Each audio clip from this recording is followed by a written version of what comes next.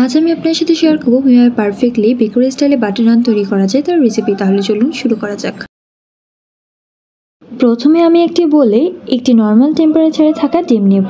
এরপর আমি একটি কাপে 1 কাপ কুসুম গরম পানির সাথে 1/4 চা চামচ ইস্ট মিশিয়ে একটি ঢাকনা দিয়ে ঢেকে রেখে দেব।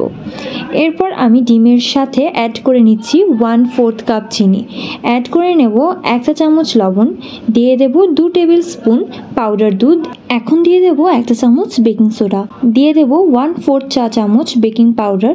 তবে এতে যদি মেজারমেন্টের প্রবলেম হয় তাহলে মেজারমেন্ট কাপের সবচেয়ে ছোট চামচ, যেটাতে জাস্ট আ পিঞ্চ লেখা, সেটা দিয়ে দিতে পারেন। দিয়ে দেবো 2.5 টেবিল স্পুন তেল। এবার আমি এটাকে হাত দিয়ে ভালোভাবে মিশিয়ে নেব যাতে চিনি সহ অন্যান্য উপকরণগুলো ভালোভাবে গলে যায়। তবে নান বানানোর সময় আপনারা একটা জিনিস লক্ষ্য রাখবেন যাতে মেজারমেন্টে কোনো হেরফের না হয়, সব মেজারমেন্ট যাতে সঠিক হয়, নয়তো নানটা ভালো হবে না, নষ্ট হয়ে যাওয়ার একটা চান্স থাকে। এবার আমি এর সাথে ইস্ট দিয়ে আবারও ভালোভাবে মিশিয়ে নেব। এরপর আমি এর মধ্যে দিয়ে দেব 3.5 কাপ ময়দা। এখানে আপনারা চেষ্টা করবেন 3 ব্র্যান্ডের ময়দা ব্যবহার করতে, কারণ এটা বেকিংয়ের জন্য ভালো। এবার আমি সবগুলো একসাথে মিশিয়ে একটা ডো তৈরি করে নেব। এই পর্যায়ে যেহেতু আমার ডোটা শক্ত হয়েছে, তাই আমি আরও কিছুটা কুসুম গরম পানি দিয়ে নিচ্ছি। তারপর আমি আবারও ডোটাকে ভালোভাবে মিশিয়ে নেব। নান বানানোর ক্ষেত্রে ডোটাকে যত বেশি মথা হবে তত বেশি নানটা ভালো হবে। এই যে এ পর্যায়ে দেখুন আমার ডোটা নরম করে মুথে নিয়েছি। এবার হাতে একটু তেল দিয়ে ডোয়ের চারপাশে লাগিয়ে নিচ্ছি। তারপর আমি এটাকে ঢেকে রাখবো 7 থেকে 8 ঘন্টার জন্য। ফিরে এলাম 7.5 ঘন্টা পর। এই যে দেখুন রুটির ডোটা ফুলে দ্বিগুণ হয়ে গেছে। এ পর্যায়ে আমি এটাকে আবারও ভালোভাবে মুথে নেব। ডোটা মুথে নেওয়া হয়ে গেছে। এবার আমি এটাকে রুটি বেলার পিঁড়ির উপর রেখে একটা লম্বা শেপ দিয়ে নেব, যাতে এর থেকে 10টা লেচি কেটে নেওয়া যায়। এবার আমি ছুরি দিয়ে এর থেকে 10টা লেচি কেটে নিচ্ছি।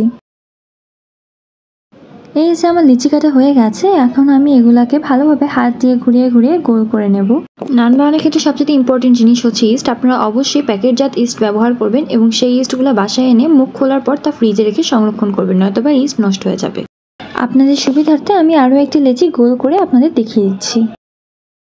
এই যে আমার সবকটা লেচি গোল করে নেওয়া হয়ে গেছে। আমি এটাকে আবার 10 মিনিটের জন্য ঢেকে রাখবো। ফিরে এলাম 10 মিনিট পর। দেখুন আমার লেচিগুলো ফুলে গেছে। এখন আমি এগুলাকে রুটির মতো বেলে নেব। তবে এটাকে কিন্তু রুটির মতো অতটা পাতলা করা যাবে না, একটু মোটা রাখতে হবে।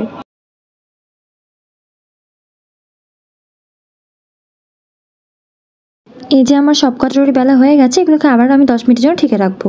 এবার আমি একটি বাটিতে 1 চা চামচ লবণ দিয়ে তার সাথে আরও একটু পানি মিশিয়ে লবণ পানির একটি মিশ্রণ তৈরি করে নেব। এরপর আমি একটি পরিষ্কার ওড়নার ভেতরে পুরনো কাপড় দিয়ে একটি গোল বালিশ বানিয়ে নিয়ে তার উপর রুটিটা রেখে হাত দিয়ে চেপে চেপে এটাকে ছড়িয়ে নেব। একটা নান রুটির শেপ দেব। এই যে আমার রুটির শেপ দেওয়া হয়ে গেছে। এর উপরে আমি লবণ পানি মিশিয়ে নেব। এবার একটি লোহার তাওয়া গরম করে তার উপর আমি এই রুটিটা দিয়ে দেবো। এরপর এটাকে ভালোভাবে হাত দিয়ে চুলার উপরে ঘোরাবো যাতে সব দিকেই সমানভাবে তাপ লাগে।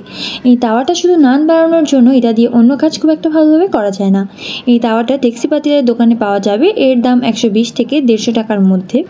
এই যে দেখুন ঘোরাতে ঘোরাতে তৈরি হয়ে গেল আমাদের নান। এ পর্যায়ে আমরা নানের উপর বাটার লাগিয়ে দেব। এখন আমি এটাকে একটি খুন্তির সাহায্যে তুলে নেব। তৈরি হয়ে গেল আমাদের বাটার নান। আমি আপনাদের সুবিধার্থে আরও একটি নান ছড়ানো এবং বানানোটা দেখিয়ে দিচ্ছি।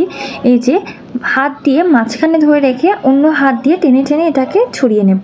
এটা কিন্তু আসলে প্র্যাকটিসের কাজ। যত বেশি প্র্যাকটিস করা হবে এই কাজটা আরও তত ভালোভাবে হবে। প্রথমবার করলে হয়তো একটু সমস্যা পড়তে পারে। এরপর আমি এটাতে আবারও পানি লাগিয়ে নেব। এবার এটিকে আবারও তার উপর দিয়ে হাত দিয়ে ঘুরিয়ে ঘুরিয়ে আরেকটা নান তৈরি করে নেব।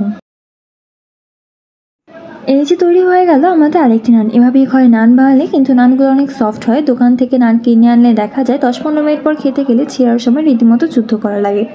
এইভাবে যদি নান বানিয়ে পলি ব্যাগে ঢুকিয়ে রেখে দেন তাহলে একদিন পরও দেখবেন নান আগের মতোই সফট আছে। আপনারা যদি মেজারমেন্ট ঠিক রেখে নানটা বানান তাহলে আশা করি নষ্ট হবে না।